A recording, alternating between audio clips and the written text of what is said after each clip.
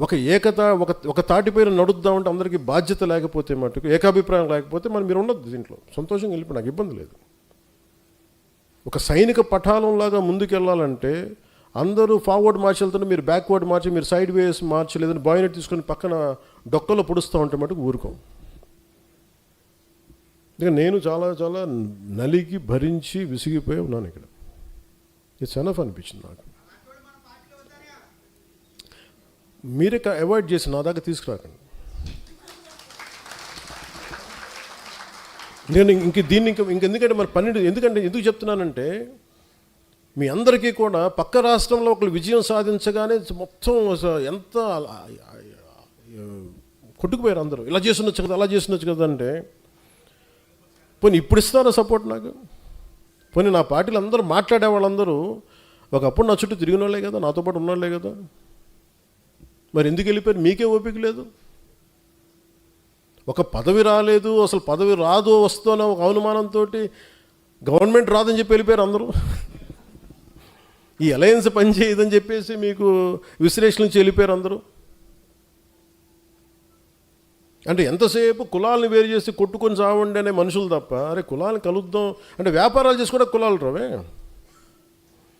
బిజినెస్లు చేసి కూడా కులాలు రావు, అందరికి అమ్మాలి వ్యాపారం. కన్వీనియంట్గా మాట్లాడి ఈ ఆంధ్రప్రదేశ్ బాగుపడద్దా అనిపిస్తుంది ఒకసారి నాకు. కులాలు రెచ్చగొట్టే గొడవ ఏంట్రా బాబు మీ అందరికీ? ఇది ఒక సోషల్ ఫ్యాక్ట్, ఒక సామాజిక సత్యం, భరించాలి, తప్పదు. సడన్గా విశ్లేషకుల గురించి ఏదో మాట్లాడుతుంటే ఆయనకు సంబంధించిన ఒక కులం ఒక లెటర్ హెడ్లకు అయితే చూశాను నేను, నా దగ్గర పంపించారు. అసలు ఇలా ఇబ్బంది పడుతున్నారంటే నేను చెప్పాను ఇందులో కులం ఎక్కడుందన్నాను, ప్రాంతం ఎక్కడుంది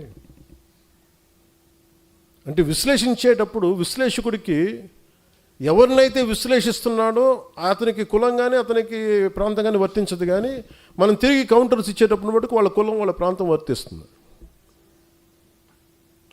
అంటే అమిత్ షా గారిని మనం ఏదైనా అనేసేయచ్చు, పవన్ కళ్యాణ్ ఏదైనా అనేసేయచ్చు, వాళ్ళు మటుకు మనం ఏదైనా అంటే మటుకు నేను నా కులం నా ప్రాంతం మటుకు అలా ఎలా కుదురుద్దా? అన్నీ మీ కన్వీనియన్స్కే, అన్నీ మీ కన్వీనియన్స్కే. మేమేంటి చేతులు కట్టుకొని కూర్చున్నాం, మేము అందరం మేము ఇష్టానికి కూర్చొని మాట్లాడితే మా కోపాలు రావా? మాట్లాడతాం.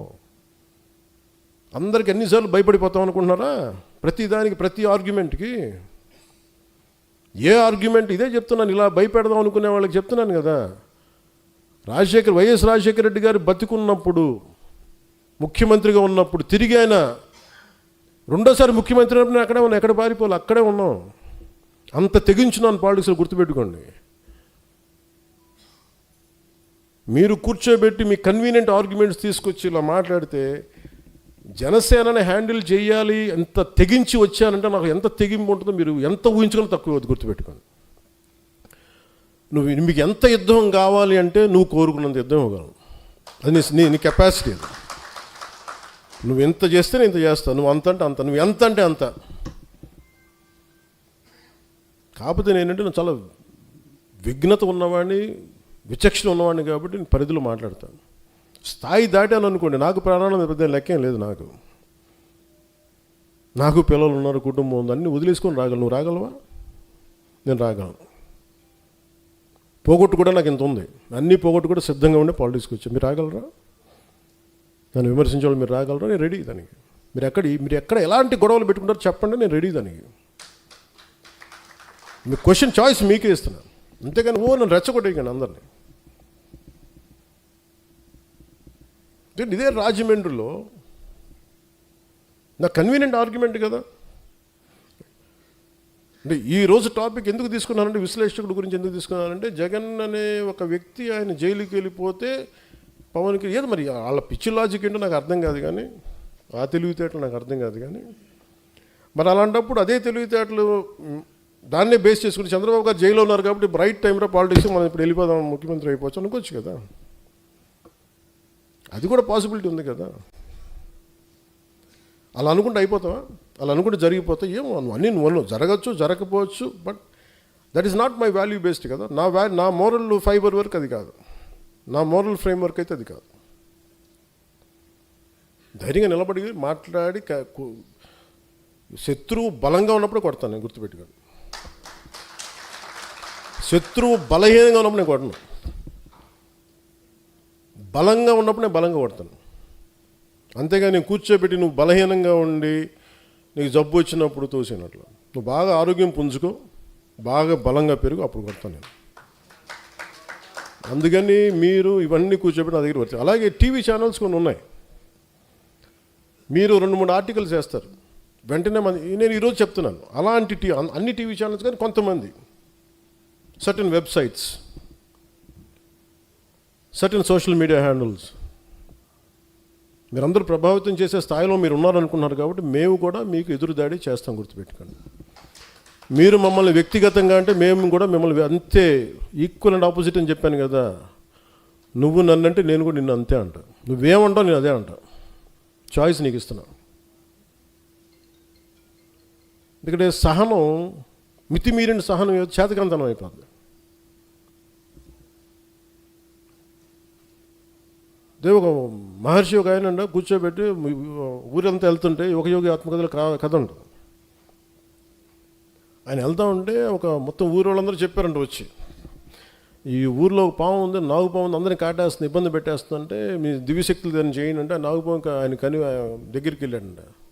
నువ్వు అలా కాటేయకు, అది ఇది చేయకంటే సరే అని చెప్పి ఆయన ఒప్పుకుంటే, కొన్ని రోజుల తర్వాత మళ్ళీ అదే ఊరుకుండా వెళ్తే మళ్ళీ ఈసారి నాగుపాము కనిపిస్తుందంట, చిన్న దెబ్బలతో కనిపిస్తుందంట.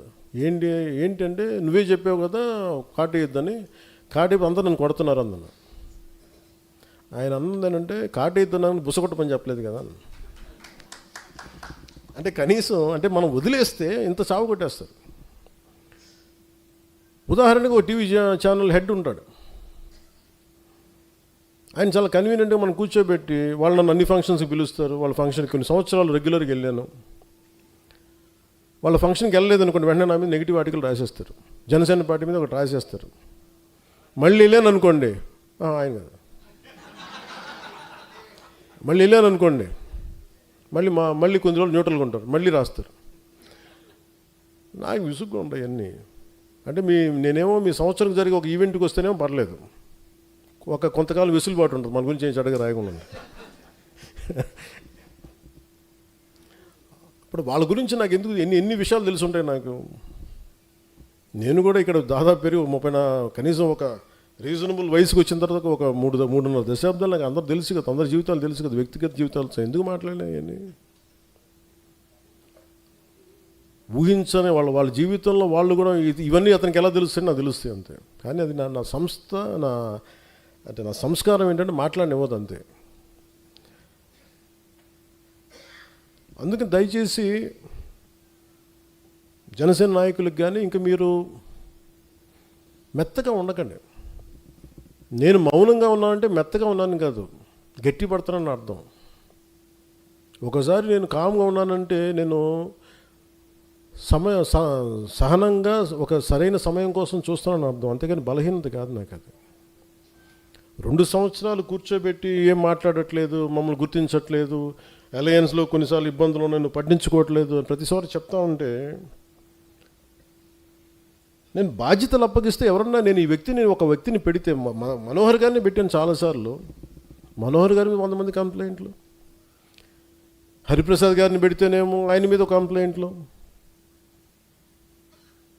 ఆయన ఒక పెద్ద ప్రముఖ దినపత్రికలో పనిచేసి రిటైర్డ్ అయిన వ్యక్తి ఆయనకి నాకు ఆయన అవసరం ఉంది కానీ ఆయనకి నా అవసరం లేదు. వాళ్ళందరూ ఇష్టపడి వచ్చారు నాకైతే చేయడానికి. ఇలాంటి వాళ్ళందరినీ కూర్చోబెట్టి మన వాళ్ళే ఇట్లా మాట్లాడుతూ ఉంటే నేనేమనుకున్నానంటే, దీనికి ఫర్ ఎగ్జాంపుల్ ఒక పార్టీ నడపాలి అంటే ఒక మిలిటరీ యూనిట్ నడిపినట్టు డిసిప్లిన్ కావాలి. అలాగే మనం డిసిప్లిన్ ఉంటే తప్ప అలయన్స్లో మనకు బలం రాదు, గుర్తుపెట్టుకోండి. అలయన్స్ కూడా దేనికైనా ఉంటుంది, నేను చెప్పాను కదా, దీనికి సమయం ఉంటుంది. ఈ లోపల మీరు కూడా బలపడాలి. బలపడటం అంటే కూర్చోబెట్టి పదవులని కాదు, ఏకభావంతో ఏకాభిప్రాయంతో ఉండటం. అవన్నీ లేకుండా పదవులు రాగానే అదే అందరూ చప్పబడిపోయారండి అనిపించింది. ఇన్ని వేల పదవులు ఇస్తే ఉత్తేజం పొంది బలంగా ఉంటారంటే ఎవరు మాట్లాడటం మానేశారు.